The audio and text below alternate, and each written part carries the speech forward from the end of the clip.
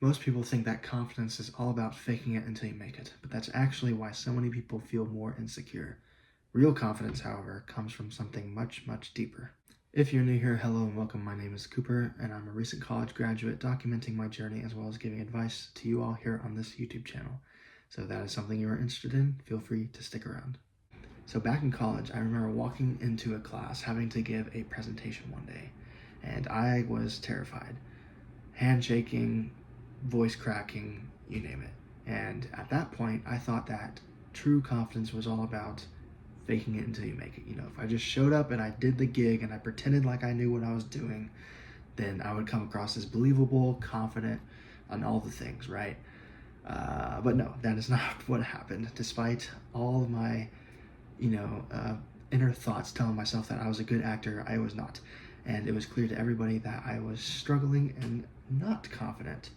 But that day did teach me something, and it taught me that fake confidence doesn't last. Real confidence, however, is something that is built over time. And what I learned is that when I shifted my mindset to applying 3 different things that I'm going to talk about in this video, I all of a sudden changed the trajectory of my mindset, my confidence level, and my overall success throughout college and in my general life. And so in this video, I want to talk and share a little bit about those 3 things with you today.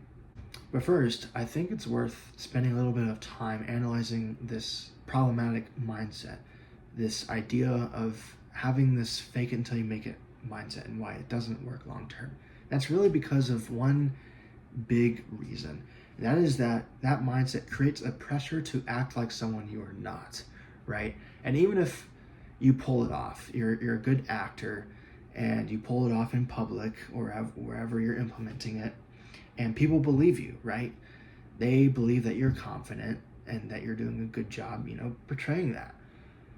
However, in my experience, no matter how good you get at outwardly projecting that image of yourself, you're never going to convince yourself that you're actually confident by doing that, by embracing that fake mindset, right? You're always going to have that voice in your head that says, oh, you're just a fraud. You're faking it. That's not real. That's not you.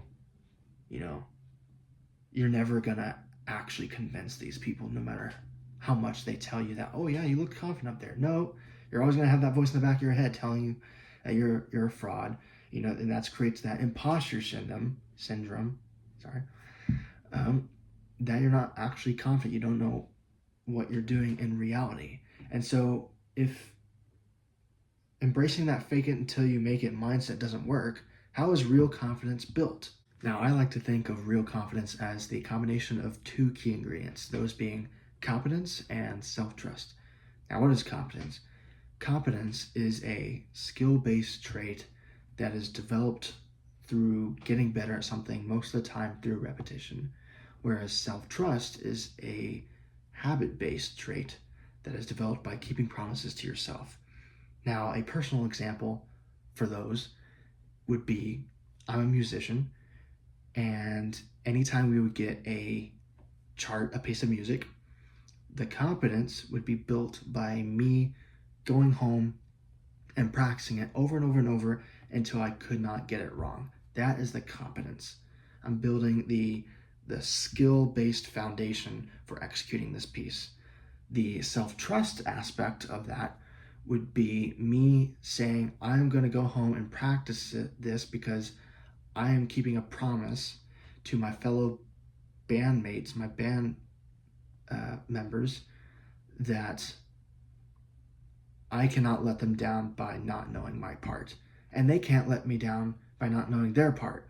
So it's us going home and practicing in order to fulfill a promise that we've an unspoken promise that we've all made to each other by being in this great ensemble, that we are going to do the best that we can do to execute this piece to the best of our ability.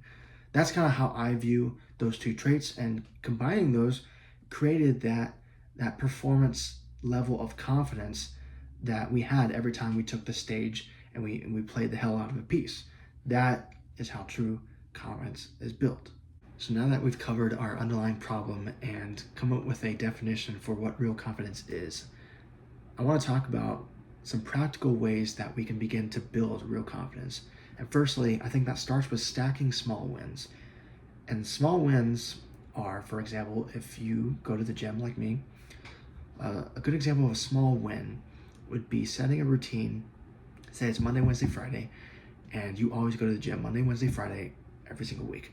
That is a small win. Every time you set a goal and you fulfill it, you just made a small win. And what that inherently does is, in our brain, every time we complete a task, we release a chemical known as dopamine. And dopamine is our feel-good chemical. It is a chemical that is released in the brain in order to reinforce an action that we just did. And so if our brain is reinforcing this action that is helping us to build confidence, we begin to associate acting confidently with feelings of happiness and fulfillment. And that is an excellent way for building confidence, and one that I highly recommend. A second way for building confidence is to begin to expose yourself to discomfort. Start to push yourself outside the box. And so going back to my story from the beginning of this video, in class, in order to become more confident and build confidence, I began putting myself in situations of discomfort by asking more questions, not being afraid to raise my hand more, and be the only person to ask questions.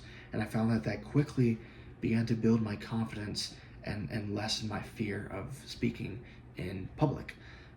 Another example that I can think of that actually all of you can start to implement is to find mini conversations that you can have throughout the day, very low effort, low stakes conversations that will help build your confidence through practice. And one that immediately comes to mind is restaurants, ordering food.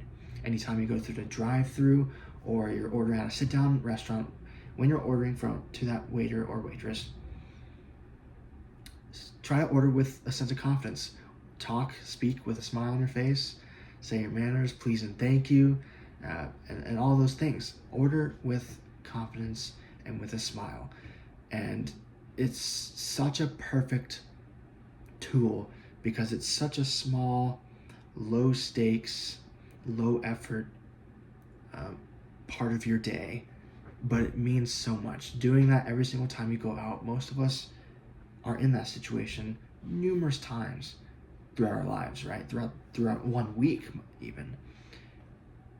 And if we just make that simple change and start to put a little bit of intentionality into those moments, you'll find that your confidence it starts to become a permanent norm throughout your day rather than just in that moment.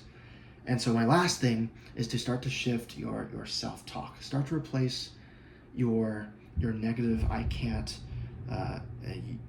negative talk to a more positive mindset, going from that I can't do that, I'm not confident, to I'm getting better and I'm learning, and because that's ultimately what matters.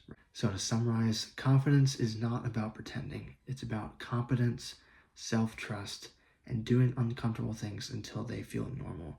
And so my call to action to you all out there is to find one small thing that you can each do this week that'll help build real confidence for you. And with that, that's all I had for this video. If you found value from it, feel free to stick around on this YouTube channel where I post new videos every week on Tuesdays and Fridays at 12 p.m. Eastern Time. With that, that's all I have. Hope you guys have a good one. See you guys on the next video. Godspeed.